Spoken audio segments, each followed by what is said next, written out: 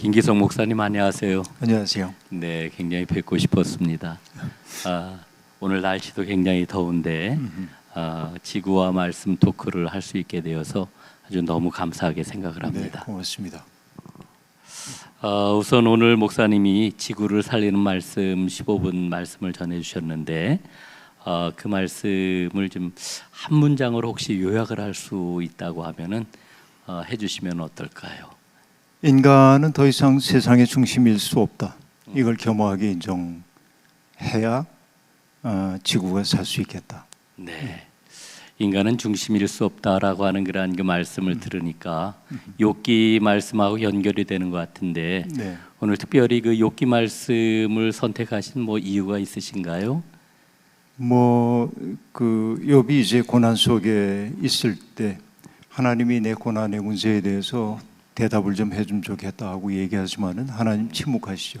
네. 그러다 마침내 등장하셨는데 그때 이제 하나님이 내 고난은 이것 때문이야 라고 얘기하지 않고 네.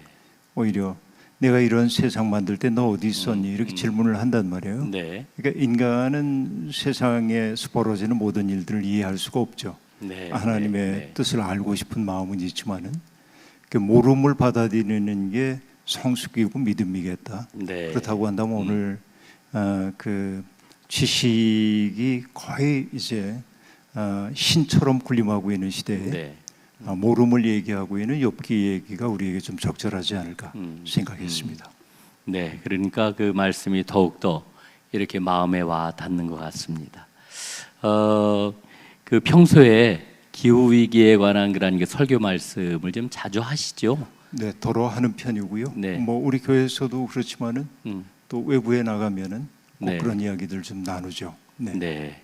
목사님의 그러한 그 기후 위기에 관한 말씀 혹은 우리 생태 그 생명을 살리는 것에 관한 그러한 그 말씀은 아마 더 많은 사람들이 듣기를 원하는 그런 말씀이 아닐까 하는 그런 그 생각이 듭니다. 목사님에게 좀 여쭤보고 싶은 게 있어요. 이게 뭐냐면은 우리 한국교회 성도들이 신앙생활을 하는 데 있어서 성경 말씀을 굉장히 중요하게 생각을 하고 있는데 그 성경 말씀을 실제로 그 자기들의 생활과 어느 정도 이렇게 밀접하게 연관지어 가지고 생활한다고 보시는지. 그걸 함부로 평가할 수는 없을 것 네. 같고 굉장히 철저하게 믿는 대로 살려는 분들도 있고 네. 그러나 많은 분들은 성찰하는 믿음에서 약간 부족한 부분들을 보이기 때문에 네. 성서의 말씀에 비추어진 내 삶의 모습을 거울처럼 바라보면서 내 삶을 바꿔가기 위해서는 치열한 자기 갱신의 노력들이 필요한데 네. 네. 그 노력들은 힘들죠. 그러니까 사람들은 그렇게 노력해서 나를 바꾸기보다는 세상이 나를 중심으로 움직여줬으면 하는 바람을 갖고 있기 때문에 믿음 생활을 한다고 하면서도 오히려 믿음의 길에서 조금씩 미끄러지고 있는 것 아닌가 하는 생각을 하죠. 네. 그 성경 말씀을 아주 밀접하게 실질적으로는 말씀을 중심으로 살아가는데 좀 많은 부족함이 있다라고 하는 그런 말씀으로 이렇게 여겨지네요. 네. 네, 저는 이제 중요한 게 하나님의 말씀을 내가 어떻게 해석하느냐 하는 것도 중요하지만은 네. 하나님의 말씀을 통해서 내 삶을 어떻게 바꿔야 하느냐 하고 질문이 바뀌어져야 된다고 생각하는데 나중에 그런 질문이 나올는지 모르겠습니다만 예컨대 하나님을 창조주로 고백한다고 얘기할 때 하나님이 정말 세상 창조하신 거야? 우주가 발생하는 빅뱅 이론이 더 물리학적 이론이 맞는 거 아니야? 이 경쟁하는 두 개의 논리가 아니고 네. 하나님이 세상을 창조하셨다는 그 말 속에 담겨 있는 것은 내가 오늘 어떻게 살 것인지에 대한 윤리적 태도하고 네. 밀접한 관계가 있다고 생각을 하거든요. 예. 그래서 그런 이야기들이 조금씩 좀 풀어졌으면 좋겠다는 생각이 들어요. 네. 목사님 말씀 들으면서 이를테면은 그 교회에서 기후 위기 상황을 이야기를 하고 그래서 우리가 환경 문제를 신앙적으로 풀어나가야 된다 이렇게 얘기를 하면은 많은 교인들이 이게 그 이를테면은 일반 사회에서 환경 운동하는 것 것과 이 신앙생활 하는 것과를 연관을 잘 못 시키는 경우가 굉장히 많은 것 같아요. 네. 그래서 이제 이를테면은 정말 그 성경 말씀이 이 우리 기후 위기 상황을 사는 우리에게 새로운 삶을 촉구하는 실질적인 그런 그 말씀으로 받아들여지고 있는가에 대해서는 굉장히 많은 그런 그 목회자나 성도들이 의문을 갖고 있는 것 같아요. 여기에 대해서 좀 한 말씀 해주신다면. 네, 금방 얘기했던 그 얘기인데요. 네. 하나님이 세상을 창조하셨다. 네. 이걸 정말로 믿는다고 얘기한다면 그 말의 의미는 뭐겠어요? 세상에 존재하는 어떤 것도 임의로 우연히 존재하는 것이 아니다라고 네, 하는 네, 얘기일 거고요. 예. 어떤 그 실존주의 그 사상가들은 인간을 가리켜서 인간은 세상에 내동댕이 쳐진 존재다. 예. 내가 선택하지 않았지만은 운명적으로 내가 이 세상에 태어났다. 그리고 인생은 고단해. 어디에서 와서 어디로 가는지 모르지만은 이렇게 얘기를 하죠. 그러나 기독교인들은 나의 생명이라는 게 우연이 아니고 하나님의 섭리 속에서 주어진 것이 내 생명이라고 믿는 거죠. 그래서 독일 말이긴 합니다만은 독일 말로 선물을 뜻하는 단어가 가베라고 하는 단어가 있는데 그 가베에서 유래되고 있는 말 가운데 하나가 과제를 뜻하는 아우프가베라는 말이 있어요. 그러니까 선물로 받은 인생이라고 하는 것은 일종의 과제이고 소명이란 말이죠. 내가 이 세상에 존재한다고 하는 것은 하나님의 특별한 뜻 가운데서 내가 이 세상에 왔다고 얘기하는 거고 내가 피조물이라고 하는 말의 의미는 그렇게 새겨져야 할 거고 그러니까 내가 이 세상에 왜 왔을까? 하나님이 나를 통해 하시고자 하는 일이 뭘까? 이 질문을 던져야 하고 거기에다가 하나님이 세상을 창조하셨다는 말은 뭐 조금 부연해서 설명하자고 한다면은 세상에 존재하는 어떤 것도 우연히 존재하지 않는다. 하나님의 숨결이 닿아 있다. 이걸 정말로 믿는다고 한다면 하나님의 숨결이 닿아 있는 작품을 우리가 어떻게 함부로 대하겠어요? 그러니까 여기에서 윤리적 태도가 나와야 한다. 그냥 윤리가 아니라 신학적 윤리의 태도가 나와야 하고 그것은 두 가지로 나타나야 하는데 하나는 존재하는 모든 것들에 대한 존중의 마음이 등장해야 되고 그 존중의 마음이 뭐로 표현되어야 하냐면은 아낌의 윤리로 나타나야 한다 하는 것이죠. 그러니까 이것은 인간의 욕망 충족을 위해서 존재하는 게 아니라 하나님의 숨결로 이루어진 세상에서 하나님이 보시기에 좋았다 하고 말했기 때문에 그 좋음을 유지해가는 게 인간의 소명 가운데 하나이거든요.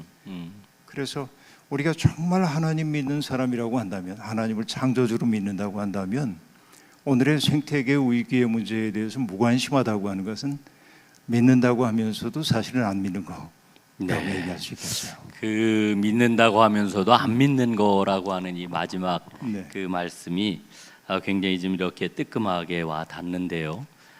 목사님 말씀처럼 가베에는 하나님의 과제가 담겨 있다라고 하는 말도 아주 굉장히 이렇게 마음에 와닿는 그런 말씀이다라고 하는 그런 생각이 듭니다. 이제 또 실제적으로는 제가 이제 목회자 입장에서 목사로서 이를테면은 우리 김기성 목사님 같은 경우에는 이 성경 말씀을 교인들에게 제시할 때 이 기후 위기 상황에서 대표적으로 이렇게 제시할 만한 그런 그 몇 구절의 그런 그 말씀들을 좀 소개해 주신다라고 하면은 어떤 말씀이 좀 있을까? 뭐 누구나 다 하는 얘기이지만은 창세기 1, 2장에 나오는 창조 이야기는 무엇보다 중요하고 그러나 제게 깊은 감명을 주고 있는 것은 시편들의 세계라고 얘기할 수 있습니다. 시편의 세계는 두 가지라고 얘기할 수 있겠는데 하나님이 내 삶 속에 임재해 계신 것 같아서 기뻐서 하는 찬양이 첫 번째고 살다 보면 하나님이 내 인생에서 부재한 것처럼 느껴져서 느껴지는 우울함과 쓸쓸한 탄식이죠. 그런데 찬양도 찬양이지만 그 쓸쓸함과 탄식을 찬양으로 바꿔가는 과정이 이제 시편의 세계라고 얘기할 수 있겠는데 탄식이 찬양으로 바꿔가는데 매우 중요한 두 가지 요소가 하나 있는데 하나는 과거에 하나님이 내 삶에 어떻게 개입해 오셨는지에 대한 기억이고 또 다른 하나는 넓은 세계와의 접속입니다.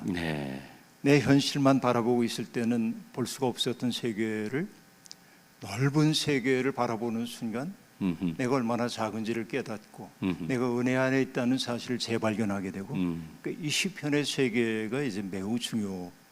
시편 103편, 104편 네. 이런 것들이나 네. 시편 19편이라든지 네. 이런 시편들 예. 또 창조 시편들이 많이 있죠. 게다가 이제 오늘 말씀으로도 했습니다만 욥기에 등장하고 네. 있는 말씀도 그렇고 그리고 로마서에 등장하고 있는 피조물들이 하나님의 아들들이 나타나기를 기다립니다 하는 네. 이야기도 네. 그렇고 네. 또 새하늘과 새 땅에 대한 비전을 얘기하는 것도 그렇고 그게 전부 다 우리 이 시대에 어떤 생태적인 예. 메시지를 주고 있다고 생각해요. 그 시편 말씀을 굉장히 강조해서 이렇게 말씀해 주시는 게 오늘 뭐 대담하는 저로서는 뭐 이게 이 오늘 그 대담을 보시는 분들마다 이제 다 다르겠지만 저에게는 아주 굉장히 이렇게 다가오는 그런 말씀이네요. 임재와 부재, 또 부재 가운데서 기억하는 것, 또 아울러서 더 큰 세계를 접촉을 하고 그것을 느낌으로 인해 가지고 찬양으로 나아가는 이 과정을 이 기후 위기 상황 속에 적용한다라고 하면은 엄청난 그런 하나님이 주시는 영적 에너지 은혜가 있을 것 같다는 생각이 네. 드네요. 네. 뭐 질문이 나오지 않았습니다만 네. 그냥 이렇게 예, 자연스럽게 예, 예. 얘기를 하죠. 예. 인간은 이제 욕망의 존재인데 예. 욕망 없이는 살아갈 수가 없는 존재이죠. 그런데 욕구와 욕망이라는 것을 우리가 구별해서 얘기를 하고 있는데 욕구는 내 몸에 결핍을 채우고자 하는 마음이죠. 물을 마시고 싶다든지 잠을 자고 싶다든지 이건 내 몸이 요구하는 것입니다. 근데 욕망이라고 하는 것은 몸의 요구가 아니라 마음의 요구예요. 내 마음의 요구인데 내 마음의 결핍은 늘 상대적이에요. 다른 네. 사람들 때문에 내가 느껴요. 그 결핍을. 네. 이전에 내가 아는 어떤 사람이 소유한 것을 보기 전에는 그 소유에 대한 욕구가 내게 없는데 욕망이 네. 그걸 보는 순간 내가 비참한 것처럼 느껴지고 예. 그러니까 그걸 채우기 위해서 달려가고 그러니까 오늘 이 돈이 주인 노릇하고 있는 이 세상은 끊임없이 사람들에게 불만족을 만들어내야만 돌아가는 체제로 그렇게 되어 있습니다. 불만족해야 자본주의는 돌아간다. 근데 신앙은 정반대의 길을 보여주고 있죠. 네. 작은 일에도 만족하고 감사하고 내 삶이 선물이라는 사실을 깨닫고 경탄하게 되면은 욕망이 나를 휘두르는 힘이 약화되거든요. 그러니까 오늘의 우리의 믿음에 있어서 중요한 내용은 네. 다른 게 아니라 내가 바라고 있는 욕망을 하나님의 능력을 덧입어서 누릴 수 있는 삶의 길로 가서는 안 되고 내가 속아 살고 있는 거 아닐까? 예. 내가 이미 충분히 누릴 수 있는 행복의 조건들이 있는데 이것은 누리지 못하도록 만드는 이 세계로부터 내가 속고 있는 거 아닌가 이 생각을 해야 하고 그래서 제가 좋아하는 로빈 월키머러라고 하는 미국의 예. 생태주의자가 있는데 그분이 뭐라고 얘기하냐면 세상에 있는 그 작은 것들, 자그마한 것들에 대한 감사 그리고 만족하는 태도는 이 세상에 대한 가장 강력한 저항이래요. 예. 저는 이 말이 맞다고 생각을 하고 적어도 오늘 신앙생활을 한다고 하는 것은 나를 사로잡고 있었던 헛개비 같은 욕망 이것들의 실체를 보아내고 네. 그래서 내 삶을 원점에서 검토해 가면서 네. 이미 내게 선물로 주어져서 누릴 수 있는 것들에 대한 고마운 마음 이런 것들을 갖게 될 때 결핍의 욕망이 우리를 끌고 다니지는 않을 거다 하는 생각해요. 네. 저 오늘 그 김기성 목사님한테 근본주의자들이 아닌데 근본주의가 아닌데 오늘 아주 굉장한 그 레디칼한 그 복음을 지금 듣고 있는 것 같습니다. 가장 강력한 저항은 작은 것에 주어진 것에 대해서 경탄하는 것, 또 그 욕심으로부터 절제하는 것 이런 그 신앙이 바로 오늘의 그러한 그 상황 속에서 가장 강력한 저항의 그 신앙을 갖는 거다 이런 그 말씀 아주 굉장히 좀 중요하다 이런 생각이 드네요. 네. 목사님께 이제 또 궁금한 것들이 굉장히 좀 많이 있습니다. 그게 뭐냐면은 그 기후 위기를 주제로 하는 그런 그 설교를 하실 때 사실 이제 몇 말씀 이렇게 나누면서 이렇게 마음에 와닿는 건 있지만은 그래도 혹시 이제 대별해서 얘기를 한다라고 하면은 이 즈음에 들어가지고 구체적인 그러한 그 신앙의 실천들을 강조하는 그런 데 좀 방점을 좀 많이 두시는지 아니면은 좀 성경적인 성서적인 그러한 그 가르침이나 신학적인 그러한 그 정리를 하는 쪽에 좀 많은 방점을 두시는지 이런 것도 좀 한번 말씀을 해주시면은 굉장히 좀 유익이 될 것 같으네요. 결국은 이제 세계관의 문제가 내 속에서 풀리지 않으면 네. 아까 얘기한 대로 그 욕망의 매트릭스 속에서 벗어날 수가 없거든요. 그러니까 설교는 구체적인 어떤 프로그램을 제안하는 것보다는 세계관을 우리가 어떻게 가져야 하는지, 네. 세상을 바라보는 우리의 태도가 어떠해야 하는지에 중심이 가야 하고, 또 이것이 이제 구체적인 삶의 자리에서 어떻게 구현되어야 할지에 대해서는 더러 얘기할 수 있지만 소그룹이나 이런 네. 모임들을 통해서 활성화되어야 한다는 생각이 저는 있고요. 그래서 이거는 목사의 메시지만으로 선포될 일은 아니고 세상을 바라보는 관점 바꿔가는 게 이제 중요하다는 생각이 들고, 그래서 저는 무엇보다도 생태적 감수성을 키우는 일이야말로 아까 얘기한 욕망의 종살이로부터 해방될 수 있는 매우 중요한 요소다 하고 생각을 하는데, 그러니까 봄이 되면 피어나는 꽃 한 송이, 이런 꽃 한 송이가 기적이라고 하는 사실을 내가 머리로만이 아니라 감성적으로 느끼게 될 때 우리는 그 기적 앞에 머물 수밖에 없거든요. 그렇죠?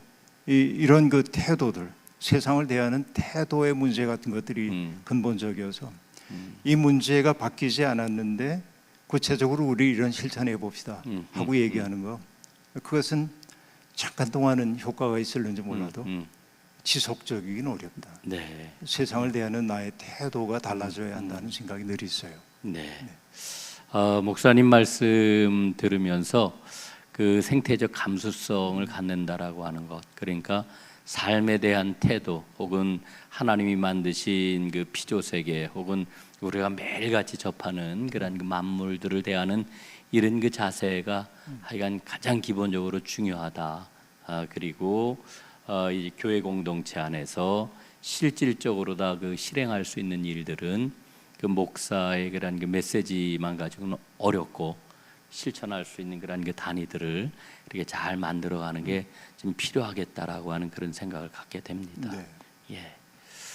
그 청파교회는 뭐 아주 우리 모두가 이렇게 잘 알고 있다 생각을 하는 교회이고, 또 영향력도 있는 그런 그 교회이고, 또 많은 사람들이 주목을 하는 그런 그 교회인데, 지금 궁금한 게 있어요, 진짜. 청파교회 그 교회 안에 이런 그 기후 위기 감수성을 갖고 있는 교인들이 어느 정도 되는 걸까? 이제 이런 그 궁금증들이 좀 있지요. 그리고 실제로 아마 교회를 이렇게 생태적으로 좀 변화시켜 나가려고 하는 그런 그 교회들도 그 청파교회를 바라보면서 나름의 이러한 그 기준들을 가질 것 같은데, 좀 어떻습니까? 뭐 교인들한테 일일이 물어보지 않아서 제가 모르는데, 저를 통해서 네. 이 교회에서 선포되는 말씀에 어쨌든 화답하고 이렇게 네. 살고 싶어하는 분들이 우리 교회 교인들이라고 본다면 기후 위기를 바라보는 입장들은 대체로 저하고 비슷하지 않을까 하는 생각을 하고 있고, 또 여기에서 아주 그 급진적 실천을 하고자 하는 분들도 있고요. 네. 그런 노력들을 네. 하는 분. 네. 그래서 저는 매우 긍정적으로 바라보고 있습니다. 네. 이게 이제 보니까 상당히 많은, 뭐 대부분의 교인들이 목사님의 그 말씀, 혹은 목사님이 갖고 계신 아까 표현한 대로 하면은 감수성, 예, 생태적 감수성을 모두 다 거의 다 갖고 있는 걸로 이렇게 여겨집니다. 제가 이제 옆에서 이렇게 볼 때 우리 청파교회에서는 일찍이 뭐 그 햇빛 발전소도 세웠고, 그 다음에 탄소 헌금도 이렇게 시작을 하셨고, 또 그런 거를 통해 가지고 몽골의 은총의 숲도 조성을 하셨고, 이제 이런 것들을 이제 저희가 알고 있는데, 그 이외에도 교회에서 실천적으로 행해지고 있는 그런 녹색 실천 활동들이 있으면 좀 소개를 해주시면은 도움이 될 것 같습니다. 네, 환경부원들이 어쨌든 뭐 집에서 예를 들면 뭐 정수기 필터 같은 걸 쓰고 폐기하고 그러는데 네. 그것들을 모으는 이런 일들도 하고 있고, 예. 또 농촌교회하고 연결해가지고 구체적으로 씨앗을 심고 거두고 하는 이런 일들도 해보고 있고요. 그 다음에 저희 교회는 뭐 팬데믹 이후에 더 강화된 것이긴 합니다만은 우리 교회에 사용되는 종이들은 다 재생용지 네. 사용을 예, 하는데요. 예. 오래전에 이제 제가 고민을 좀 하고 있을 때 종이 몇 장을 들고 식사 준비를 하고 있는 여손교회원들, 연세 네, 드신 분들이 네, 주로 와서 일하고 계셨는데, 거기 가서 주보 용지를 좀 바꾸려고 그러는데 어느 용지가 좋겠어요 하고 이제 여쭙습니다. 그러자 저희가 뭐 아나요? 설명을 해주세요. 그래서 이거는 뭐 무슨 종이, 이건 무슨 종이, 이건 재생종이입니다 하고 얘기하니까, 우리 교회처럼 환경 생각하는 교회라고 한다면 재생종이를 써야죠. 그래서 우리가 소위 그 갱지 네, 주보를 네, 만들었습니다. 그런데 팬데믹 이후에는 지금은 우리가 교우들에게 주보를 제공하지 않습니다. 그 순서를 맞는 분들을 위해서만 최소한도만 만들어 놓고 나머지는 그냥 주보 없이 예. 종이 사용도 최소화하자 하는 거, 뭐 이런 노력들, 또 음식물 찌꺼기 남기지 않는 이런 일들 오랫동안 실천을 해왔던 거고요. 뭐 그런 것들이죠. 그 환경부원들을 통해서 다양한 환경적 어젠더에 대해서 응답하고 또 동참하기도 하고 기도하기도 하고 이런 일들을 꾸준히 해왔습니다. 네. 네. 아마 그 지금 말씀해주신 하나 하나들이 굉장히 좀 소중한 그러한 그 실천들이라고 생각이 되고요. 아마 어느 교회든지 그거를 이렇게 쉽게 잘 할수 있는 일입니다. 받아들일 수 있는 그런 일들이라고 생각이 들어요. 말씀 중에 이제 환경부, 교회 안에 환경부 이야기를 해주셨는데 환경부가 생긴 지는 얼마나 됐죠?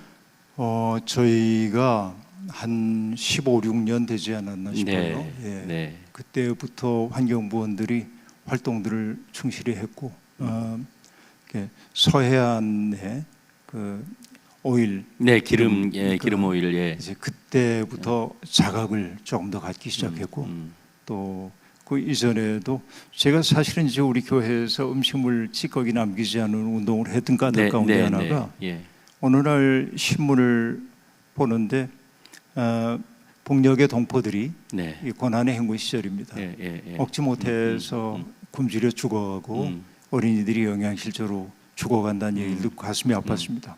근데 그 기사 밑에 바로 뭐가 있냐면 우리나라에서 음식물 찌꺼기로 나가는 거, 이게 처리 비용, 이게 15조 1년에 그 정도가 되는데 누가 쓰기를 그 돈이 있으면 2천만 북녘 동포들이 1년 동안 먹을 수 있다는 거예요. 예. 그걸 보는 순간 굉장히 큰 충격을 저는 받았습니다.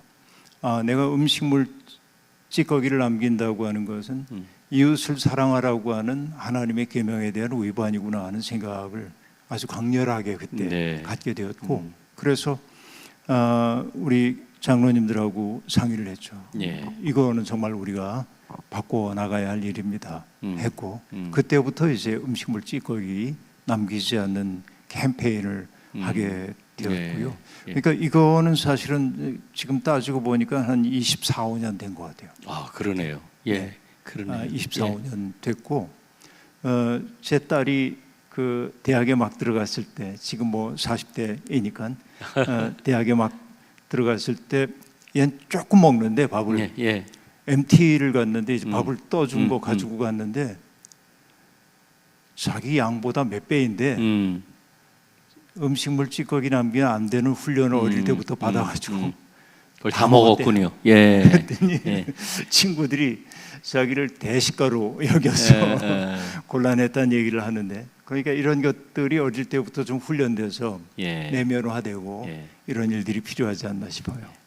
그 아까 목사님 말씀 중에 환경부를 통한 실천들과 그다음에 환경 어젠다 이렇게 발굴하는 거 이렇게 말씀을 하셨는데, 제가 말씀을 드리면서 이게 환경 어젠다를 발굴하는 게 이게 먼데 있는 게 아니구나. 네. 예, 그 음식물 찌꺼기를 남기지 않는 일을 통해 가지고 실질적으로 다 우리의 삶의 태도와 그리고 하나님께서 주신 그러한 그 계명을 잘 연결시키는 이런 것들이 얼마든지 가능하구나, 이제 이런 그 생각을 좀 했습니다. 그래. 이게 참 감수성을 갖는 게 중요하다 싶으네요.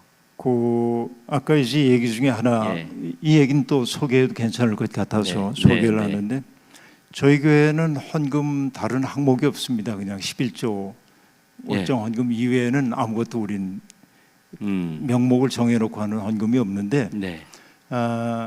아주 오래전에 우리 교회에 헌금 항목이 하나가 생겼습니다. 그 헌금이 뭐냐면 녹색 꿈 헌금이라고 하는 녹색 꿈 꿈 헌금, 네. 녹색 세상을 꿈꾸는 헌금이라고 얘기를 하는데, 예를 들면 이제 화석연료 시대가 정원을 구하고 있는 시대인데, 네. 우리는 이제 석유나 석탄이나 이런 것들을 태워서 에너지를 얻는 문명을 만들어 왔는데, 그 문명이 지금 이제 세계 생태계를 이 지경으로 만들어냈는데, 가급적이면은 화석 연료를 덜 사용하는 방식으로 우리가 살아야 하지만, 부득이하게 내가 연료를 사용했다고 한다면 여기에 대한 텍스트를 스스로 매기자, 텍스를 가스 텍스 소위. 그래서 자기 스스로 정하는 거죠. 내가 부산까지 자동차를 끌고 갔다 와서 900km를 운행했다. 1km당 뭐 100원씩 9만 원을 헌금한다든지, 뭐 안 해도 되고, 또 비행기를 타고 내가 어디 갔다 왔는데 비행기 값이 120만 원이었다. 그럼 11조 12만 원 이렇게 내서 이제 헌금들을 하는 분들이 생겼어요. 재미나는 거는 요즘은 우리가 이제 헌금 내역을 보지 않습니다만은, 과거에 보고 있을 때 어느 날 보니까 엊그저께가 우리 아이 생일이어서 고기를 사다가 친구들 대접을 했는데, 메탄을 발생시키는 일에 우리가 기여를 했기 때문에 메탄 발생 기여금을 냅니다 하고 내기도 하고, 그래서 이제 그 헌금을 그냥 우리가 재정으로 하는 게 아니고 그 전액 몽골의 은총의 숲 키우는 일에 사용하기 시작했습니다. 이제 그런 것들 매우 재미있는 실천이었다고 생각해요. 그 목사님 녹색 꿈 헌금에 대한 이야기를 들으니까 역시 이건 마찬가지로 아까 그 음식물 찌꺼기 안 남기는 이와 같은 운동과 연결이 되면서 이 새로운 그러한 그 녹색 가치관이죠, 이게. 그런 그 믿음을 갖고서 결국은 우리가 세상과 접촉하며 살아갈 때 생기는 여러 가지들을 성찰하게 하는 게 이게 진짜 그 믿음의 길이구나 하는 그런 게 생각이 듭니다. 이게 사실 다음에 던질 그런 그 질문이 그런 거였거든요. 환경 실천 운동을 가능하게 하는 그 동력이 어디서 나오느냐, 뭐 이제 이 질문을 사실 준비하고 있었는데 목사님 말씀 속에 그 답이 이미 있는 거 아닌가, 이제 이런 게 생각이 좀 듭니다. 혹시 이 청파교회에서 이를테면은 이 기후 위기 극복을 위한 혹은 이 생태 신앙을 잘 이렇게 기여할 수 있는 그 일에 기여할 수 있는 그런 그 목회자라든지 평신도 지도자라든지 이런 분들을 이렇게 육성하는 일에 특별한 관심을 갖고 행하는 그 뭐 활동이나 뭐 펀드나 뭐 이런 것들이 혹시 좀 있나요? 꼭 그런 건 아닌데, 어느 순간 보니까 제가 가지고 있는 인식을 훨씬 뛰어넘는 환경부원들이 그런 인식을 갖고 있고, 또 스스로 공부를 해가지고 상당한 수준까지 올라가서 이건 놀라운데 제가 생각하기를 그런 분들이 많아졌어요. 자체적으로 자체적으로. 일들입니다. 예. 그래서 그분들의 활동이 기대를 하게 하고요. 음. 저는 이제는 뒤에서 지켜보는 입장입니다. 네. 예, 목사님 말씀 들으면은 이게 제대로 기초만 잘 닦여지게 되면은 이게 아주 저절로 이렇게 막 육성도 되고 이렇게도 될 수 있겠다, 그런 게 생각이 좀 드는 것 같습니다. 아까 이제 몽골 은총예수 얘기를 좀 하셨는데요. 우리 그 산림에서, 기독교 환경교육센터 산림에서 요즘 들어 이제 관심을 갖고 있는 그 작은 그 한 분야 가운데 하나가 기후 위기로 인한 기후 난민이나 세계적으로 고통을 받고 있는 국내가 아닌 해외의 그 여러 우리 그 형제들이 있는 것들을 이제 좀 보게 되는 것 같아요. 그래서 이 국내뿐만 아니라 이 기후 위기 극복을 위한 그런 그 선교 활동을, 지평을 좀 넓혀 가야 될 필요성이 있는 게 아닌가. 이게 좀 맹화적으로 이렇게 좀 얘기도 되고 관심을 갖고 있습니다. 이 부분에 대해서 혹시 좀 좋은 도움의 말씀을 좀 주실 수 있다라고 하면은. 글쎄요, 이제 과거에 이제 우리는 예컨대 그 지표수들은 있는데 지하수가 오염돼서 먹을 수 없는 나라, 이런 데가 이질, 설사 이런 거로 이제 영아 사망률이 높고, 그런 나라들의 좋은 우물을 파주는 운동들, 이런 것들도 이제 해왔는데, 한동안 우리 교우 가운데 한 분과 얘기를 많이 나눴던 것 가운데 하나는 결국 이제 사하라 이남 쪽에 살고 있는 아프리카 난민 같은 사람들이 물을 구하기 위해서 몇 시간을 걸어간다든지 혹은 땔감을 구하기 위해서 대학변 밑에서 몇 시간을 해봐도 하루 뗄 거 구하지 못하는, 이제 그들에게 태양광 발전 시설을 간이로 해준다고 한다면 그거 가지고 조리도 할 수 있고 다양하게 할 수 있는, 그래서 함께 협력했던 적이 있습니다. 그런 일들을 위해서. 그래서 한국 교회가 함께 그런 기후 난민들을 위해 애써줄 수 있는 것은 정말 그 천연의 에너지를 가지고 그분들이 살 수 있도록 돕는 일도 우리 단체들이 좀 마음 써도 좋지 않을까 하는 생각 드네요. 그 이제 저희 그 기독교 환경교육센터 이제 살림이 그 몇 년 동안 집중해 온 게 그 한국교회 개교회들 실질적으로 다 이제 교회와 그 교인들이 환경 실천에 이렇게 매진할 수 있는, 혹은 그 길을 열어줄 수 있는 그런 그 도움을 실질적으로 주려고 굉장히 좀 많이 애를 써 왔고, 나름의 그런 그 성과가 있는 것 같아요. 제가 이렇게 센터장님을 비롯한 실무자들의 그런 그 모습을 보면서 그런 생각이 드는데, 혹시라도 살림이 앞으로 좀 이러이러한 일들을 조금 더 해나갔으면 좋겠다 하는 그런 그 생각이 있으시죠? 잘 몰라요. 잘 모르고 잘 하고 계시니까.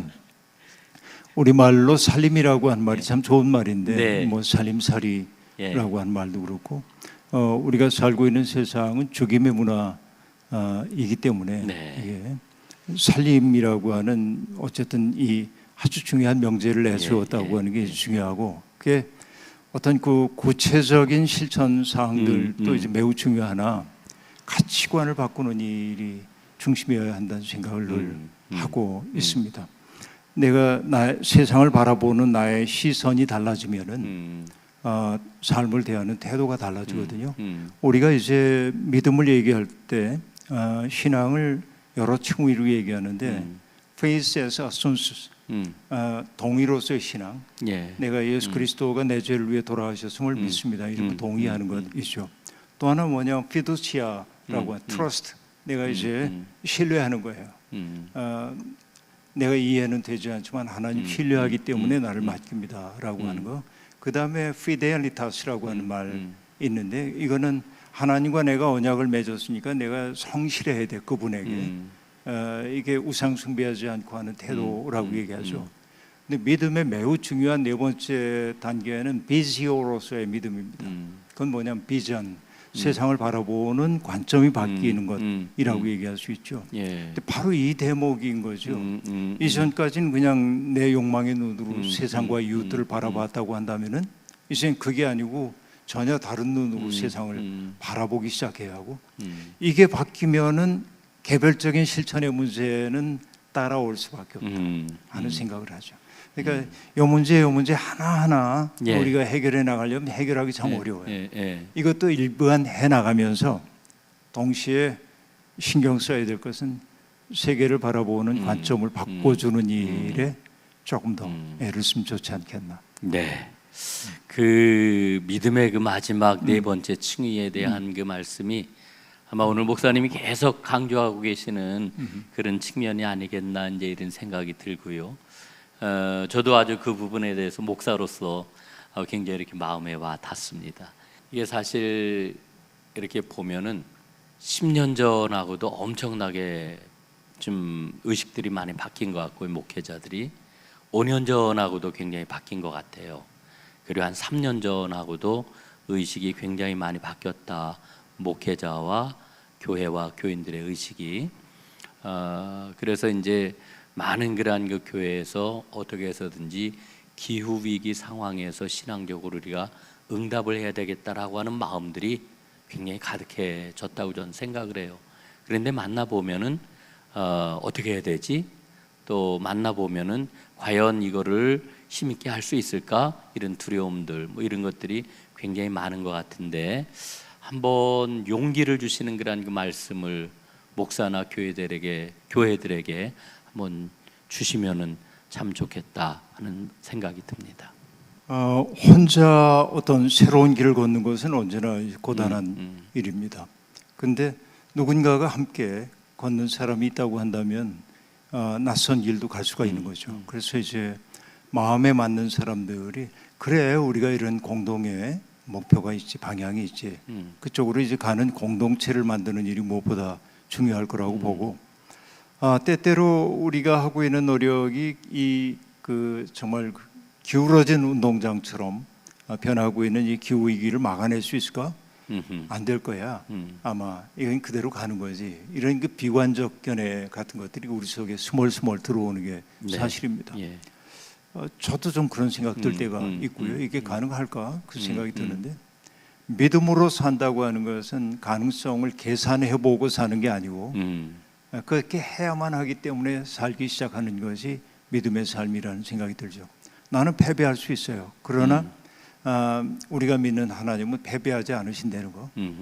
이거를 이제 확고하게 붙들고 가는 게 이제 믿음의 길이 아닌가 생각을 합니다. 그래서 우리가 장지현호의 나무 심은 사람 이야기도 알고 있습니다만 아무도 보지 않는 곳에서 누가 시킨 일도 아닌데 그 일을 해냄으로써 숲이 생기고 물이 흐르고 새들의 울음소리가 들려오고 그러자 사람들이 찾아오고 이런 변화가 일어나고 있는데 한 사람이 건너면 많은 사람이 뒤따라 건넌다.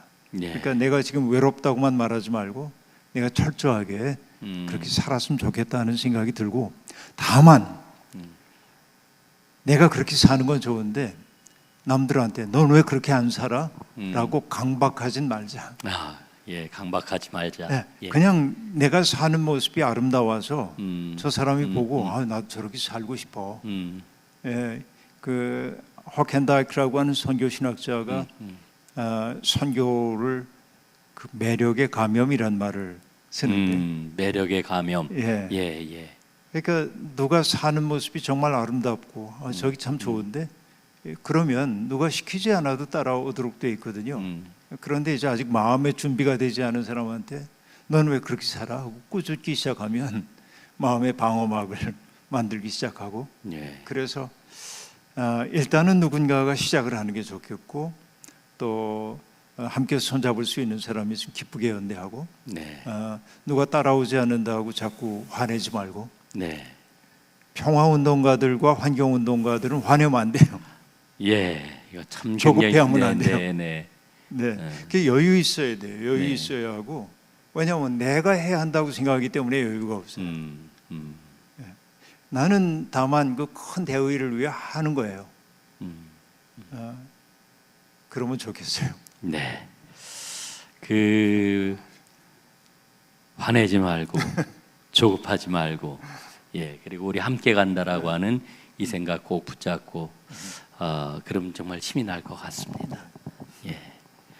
그 코로나 이후에 코로나 팬데믹 이후에 사람들이 삶을 정말 이렇게 막 정말 근원을 돌아보는 것 같았어요. 야, 우리가 이렇게 살아도 되는 건가? 인간의 그런 게 존재의 근원이 뭔가?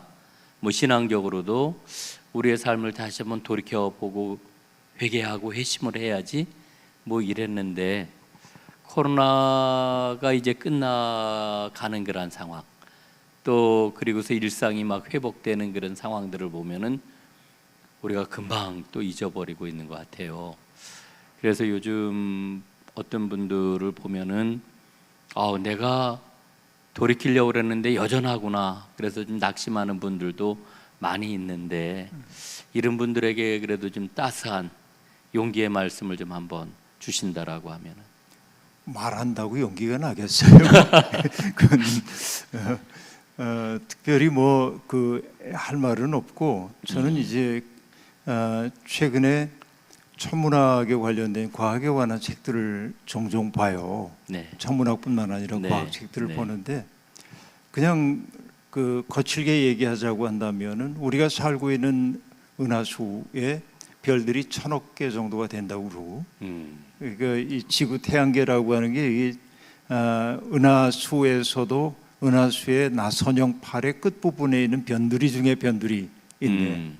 여기 1,000억 개가 있고 이런 은하수가 우주 공간 속에 1조 개가 있답니다. 그러니까 상상할 수 없이 큰 세계거든요. 그리고 이제 그 지구에서 태양까지 빛이 당도하는 거리가 1억 5천만 킬로미터인데 8분 거리거든요. 근데 지구에서 가장 가까운 별이 4.3 광년인가 그래요. 어마어마하게 멀죠, 이게. 근데 이제 인간의 과학 기술을 가지고 외계에 지적 생명체가 있나 이런 것들을 연구 꾸준히 하잖아요. 네. 지금까지의 연구 결과로는 태양계는 물론이고 우주 공간 어디에서도 생명의 흔적 찾은 적이 없습니다. 많은 사람들이 뭐 미확인 물체 얘기하기도 하지만은 과학적으로 입증된 게 없단 말이에요. 네. 그렇다고 한다면 우리가 살고 있는 이 지구라고 하는 건 어마어마한 신비이고 기적이에요.